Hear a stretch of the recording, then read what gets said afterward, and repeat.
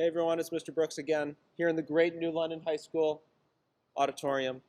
I want to talk about your actual recording setup today. I've got my trumpet here because I'm going to play a little bit for you. I'm sorry about all the noise. They are making a wall in the band room, so fun stuff. So number one thing is this. Your recording is going to be an audio recording. On my phone, and you can be doing this on your phone, I have a voice memo app. That one should come on your iOS device. There's got to be something else for Android devices and whatnot. Voice memo works great. I tested it out in here a minute ago with my trumpet, and you could totally be creating your audio file there.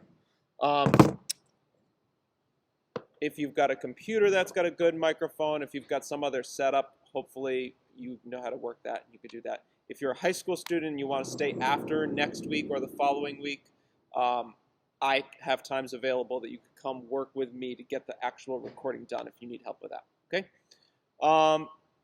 Now here's the extra notes. Ready? So instruments. We do have some instrumentalists performing.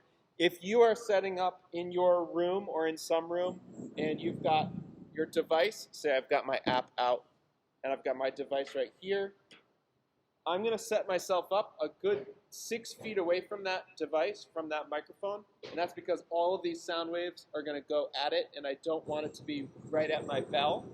Same thing for a clarinet or a flute. I don't want to be right next to it. I want to give it a little distance. And the other thing is I don't want to point directly at it.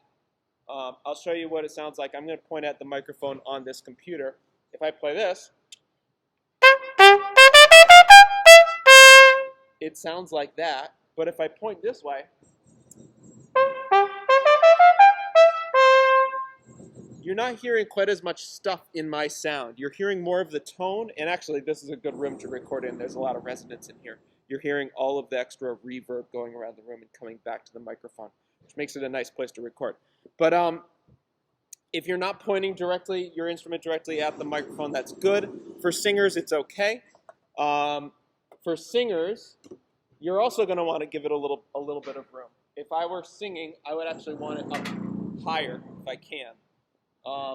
And I want to give it probably 3 or 4 feet of room. I also want to project because I want my good tone coming out of my vocal cords resonating and reaching the room. I want to use good tone, good projection, and I want the device to be able to capture that really good sound. Okay? So be thinking about that when you're setting up for your recording. If you have questions, make sure you reach out to me. If you're a high school student, you need to come into school and meet with me to get the recording done, reach out, but do it soon so you're not waiting until March 31st to do it, okay? And here's the last piece. Some of you are recording with a karaoke track. If you're doing it a cappella, it's super easy, right? If I play solo trumpet with no accompaniment, it's super easy. I hit record, I play, I'm done. If I am singing without any accompaniment, same deal. Really easy. Hit record, do your performance, hit stop, and it's all ready to go. But if you're doing it with a background track or a karaoke track, I know many of you are doing that, there are a couple ways to do it, and you might need to reach out for me for help. One way is to have that device still 3 or 4 feet away from you. Have another device with good speakers playing that track, not right next to the device because that's all that they will hear, but near you, into the room, get all of that sound into the room, and then also your voice into the room.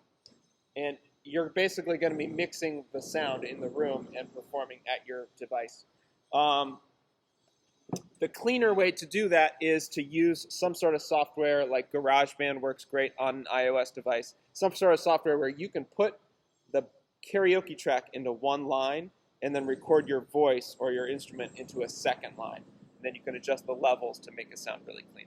That's the really professional way to do it. But if you want to get it done really quick, you can have good speakers playing that track into the room and then your separate device recording you while you're performing. Okay? Again, if you need help with that, make sure you reach out to me and I'll help you out. If you're a middle school student, I bet Mr. Williams or Mr. Rodriguez would help you out if you ask them, okay? I think that's it. Make sure you talk to me if you need help, but start thinking about how you're going to do the recording this week so you're not caught off guard the last week, because this is all going to be done on April 1st, turned in, and we'll be so happy that you've done it. All right, have a great day, everybody.